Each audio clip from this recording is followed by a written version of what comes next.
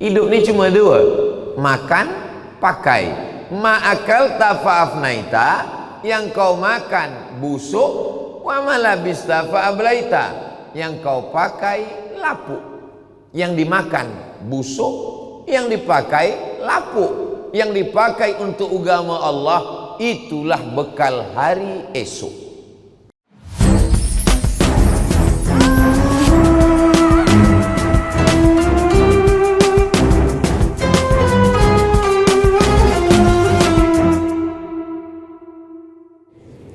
Saudara yang dimuliakan Allah, muslimin muslimat rahimakumullah, bahwa penyakit yang paling berbahaya bagi diri seorang muslim apa dia? Jama'a malahu wa'addadah. Pertama jama'ah, kedua addada. Jama'ah kumpul, addada hitung kira. Pukul 2 malam mata tak boleh tertutup sebab hitung kira. Pukul 12 hitung kira, pukul 1 malaikat maut datang, mati. Apa yang kita bawa? Sekaya-kaya manusia, pakaian dia paling tebal 3 lapis. Saya subuh ni 4 lapis, 1 di dalam, 1 di luar, sekali lagi di luar. Ini paling luar, 4 lapis. Kalau ada orang pakai baju 5 lapis, itu bukan kaya, demam, orang sakit. Sekuat-kuat manusia ni makan paling banyak 3 kali tambah sekali, yang kedua, ketiga. Sebab makan ni sedapnya lalu hanya sejengkal ni saja. Lepas sejengkal ni masuk ke dalam, dia tiada rasa lagi. Kalau ada manusia makan sampai 5-6 kali, cuba bawa ke hospital, mungkin usus dia berlubang. Hidup ni cuma dua, makan, pakai. Ma'akal tafa'afnaita, yang kau makan busuk, wa malabista fa'ablaita, yang kau pakai lapuk. Yang dimakan busuk, yang dipakai lapuk. Yang dipakai untuk agama Allah, itulah bekal hari esok. Dimakan busuk, dipakai lapuk, guna untuk agama Allah, bekal hari esok. Boleh untuk status FB siang ni. Apa yang akan kita bawa menghadap Allah Subhanahu wa taala? Yang kita bawa menghadap Allah, man bana masjidan, sesiapa yang membina masjid, banallah mithlahu baitan fil jannah, maka dibinakan Allah untuknya satu tempat di surga. Panjang umur, sehat badan, semoga kita sebelum mati sempat membina masjid. Brunei Darussalam rata-rata masjid cantik besar. Untuk apa lagi, kata setengah orang.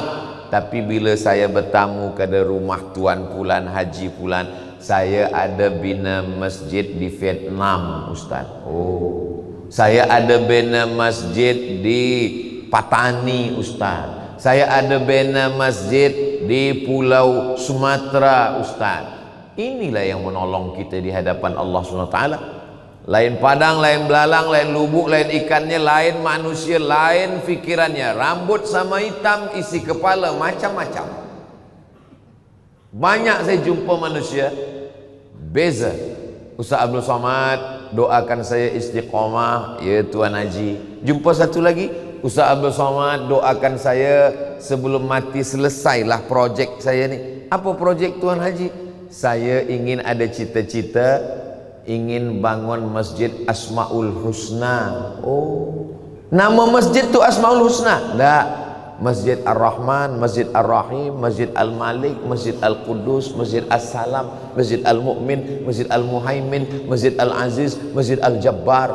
Saya ingin kalau boleh, biarlah mati selepas 99 ni selesai. Ada, jumpa saya manusia macam ni, tapi tak banyak, 1, 2, 3 je.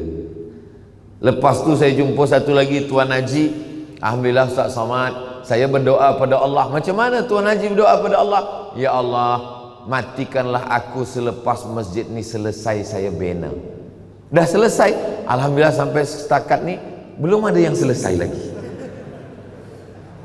Rupanya dia bina masjid 2. Bila masjid ni selesai, yang ini dia teruskan. Bila yang ini selesai, yang ini dia teruskan. Dan tiap kali dia berdoa, matikan aku selepas masjid ni selesai. Umur dia dah lebih 80 tahun, belum mati-mati lagi. Jadi banyak manusia ni dia punya cara berdoa kepada Allah Subhanahu wa taala dengan lama hidup, banyak dirasa, jauh berjalan, banyak ditengok, banyak jumpa jamaah, macam-macam cara jamaah merayu Allah Subhanahu wa taala. Ada saya jumpa satu tuan haji. Saya Ustaz Somad, ada nak saya tanyakan pada Ustaz Somad. Boleh? Kenapa tak tanya orang ramai? Bila orang ramai saya segan, ada malu dalam hati, saya nak berdua. Boleh tak kita bercakap 4 mata Ustaz? Kata saya, jangankan 4 mata, 3 pun boleh. Apa yang nak ditanya ni?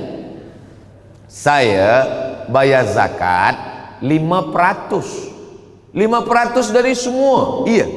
Oh, Tuan Haji salah. Zakat itu 2,5%, setengah daripada itu, bukan 5%. Kenapa bayar 5%? Begini Ustaz Somad, petani, orang yang berkebun di sawah bertanam padi, iya, berapa zakat dia Ustaz Somad? Bila dia tunggu hujan 10%. Tapi bila dia tidak pakai hujan, dia usahakan pakai mesin, pakai apa semua, itu Allah Maha Adil. 5% untuk modal engkau, 5% untuk padi. Oh, begitu Ustaz Abdul Somad. Iya. Petani berkebun, pagi lepas sembahyang subuh dia pergi ke kebun bersama lembunya, masih boleh dibezakan ini orangnya, ini lembunya. Tapi manakala petang dia balik berkubang lumpur, kita pun tak tahu mana orang mana lembu, sama bentuk. Berapa zakat dia Ustaz Abdul Somad? Zakat dia 5%. Dia yang berkubang dalam lumpur 5%. Saya dalam gedung bersih, guna aircon, sejuk, kenapa saya bayar 2,5%, 2,5%? Lama saya terdiam. Iya juga, ada manusia macam ni berfikir. Jadi saya bayar 5% Ustaz Somad. Salahkah saya? Tak salah. Yang 2,5 wajib, baki 2,5 setengah lagi terhitung sebagai sedekah. Katsarallahu amsalak. Semoga Allah membuat banyak orang-orang macam tuan. Tapi sampai saat ni cuma satu tu saja. Lepas tu jumpa satu lagi Tuan Haji. Ustaz Abdul Somad, ya, saya bayar zakat setahun ini, saya hitung kira kalau pakai rupiah 25 juta kata dia. Oh, kalau 25 juta maknanya 1 miliar. Oh, Tuan Haji duitnya 1, saya bayar 100. Oh, kalau begitu 4. 25, 25, 25, 25 maknanya duitnya 4M. Kata dia, tak, duit saya cuma 1. Kenapa bayar 4? 25, 25. Saya nak merayu Allah supaya dia tambah lebih tahun depan. Oh, banyak cara. Jadi selama ni setahu saya, merayu Allah tu dengan doa saja. Allahumma rzuqna rizqan halalan thayyibah, Allahumma tawil umrana. Rupanya manusia macam ada isi kepala dia merayu, ingin meminta kepada Allah dengan berbagai macam cara yang dia buat supaya diturunkan Allah rahmat itu kepada dia.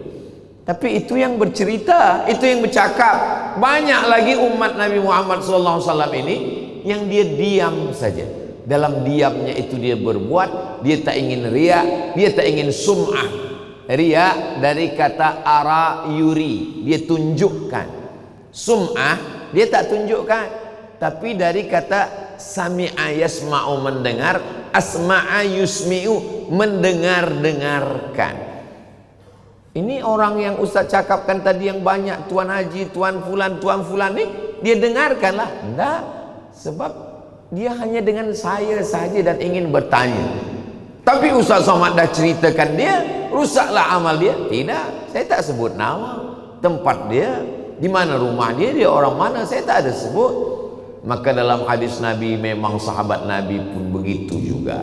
Ada sahabat Nabi sedang sembahyang, Allahu Akbar. Bila dia dengar suara kicau burung, cik, cik, cik, cik, cik, burung, kepala dia tertengok ke hadapan. Dia tengok burung itu sedang ada di atas pokok kayu.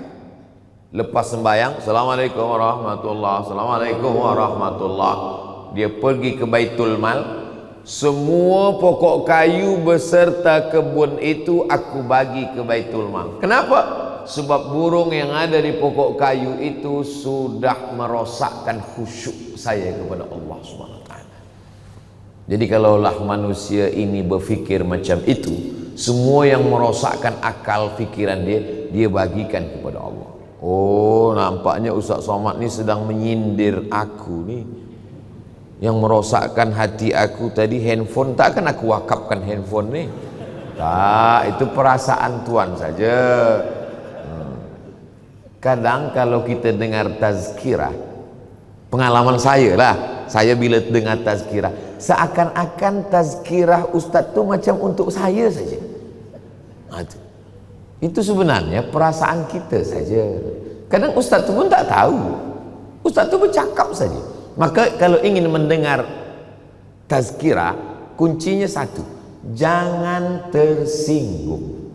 Sebab bila hati kita tersinggung, nanti kita rasa, kenapa dia menyinggung aku saja? Kenapa dia menyindir aku saja? Dan kalau nak mendengar tazkirah Abdul Somad, jangan tersinggung. Beberapa jamaah tersinggung, balik meninggal. Tidaklah sebab tersinggung tu. Manusia mati tu bukan sebab penyakit dia, memang dah sampai ajal dia. Idza jaa ajaluhum, kalau ajal dah sampai, menguap pun mati, bersin pun mati. Tapi kalau belum mati, kata Allah Ta'ala, semua doktor sebut kata kita, tuan saya check up, nampaknya medical check up, tak sampai umur 3 bulan lagi. Saya pergi tazkirah satu masjid, datang pengetua pengurusi masjid, Ustaz Somad, saya baru saja balik dari Melaka. Kata doktor di Melaka, saya ni umur tak sampai 3 bulan lagi. Sebab dada ni mesti dibelah, lepas tu masuk cincin ke dalam. Kata dia kalau nak hidup 3 bulan. Dah berapa lama Tuan Haji? Dah 3 tahun. Tak mati-mati. Jangan tambah rukun iman kita jadi 7. Antu'mina billah wa malaikatihi wa kutubihi wa rusulihi wal yaumil akhir wa bil qadari khairihi wa syarrihi wa bid doktor. Tapi kawan saya banyak doktor, jamaah banyak doktor, dan saya pun masih pergi hospital. Saya pun bagi tazkirah pada IDI, Ikatan Doktor-Doktor Indonesia. Mereka ni sahabat saya, tapi mereka tak merubah iman saya kepada Allah Subhanahu wa taala. Ini hanya setakat ikhtiar sahaja. Allah Subhanahu wa taala bagi umat Islam ini, dimanapun umat Islam ada hidup, pasti di sana ada masjid yang megah, yang mewah, yang cantik, yang besar. Pergilah ke mana? Sebab apa? Sebab bangunan yang dibina pertama di atas muka bumi adalah masjid. Subhanalladzi asra bi'abdihi laila minal masjidil haram ilal masjidil aqsa. Sahabat bertanya kepada Rasulullah SAW, kam bainahuma, berapa lama antara dua ni ya Rasulullah? Kata Nabi, arba'un sana, 40 tahun. Yang pertama dibina Masjidil Haram, yang kedua dibina Masjidil Aqsa. Nabi sampai berangkat Ahad malam Isnin, malam Selasa, malam Rabu, malam Khamis, malam Jumat, malam Sabtu, malam Ahad, Isnin. 8 hari 8 malam sampai ke Quba. Sampai di Quba, 4 malam di Quba. Malam Selasa, malam Rabu, malam Khamis, malam Jumat, 4 malam di Quba. Berdiri satu masjid. Itulah dia Masjid Quba. Sesiapa yang sembahyang sunat di Masjid Quba, mendapat pahala sama seperti umrah. Panjang umur, sehat badan, mudah-mudahan kita boleh solat sunat di Masjid Quba, insya-Allah.